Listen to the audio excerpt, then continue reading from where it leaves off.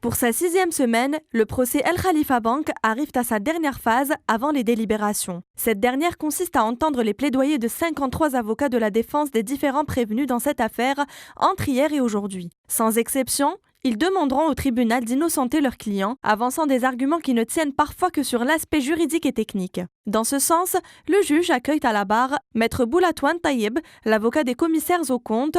Ce dernier précise d'entrée que la période qui concerne ses clients se situe après l'année 2000 et demande au tribunal de prendre en compte que tous les faits qui sont survenus après cette période n'ont pas de lien avec ses clients.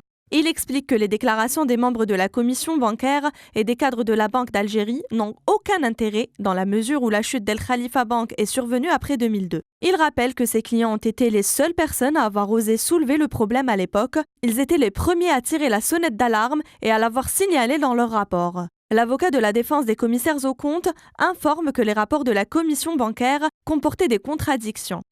Toutefois, pour un bon nombre d'observateurs, le plus grand scandale n'est pas l'affaire El Khalifa Bank, mais plutôt le procès de cette affaire. Ils estiment qu'à partir du moment où le passage de l'accusé principal n'avait abouti à aucune grande révélation, l'objectif principal avait été détourné.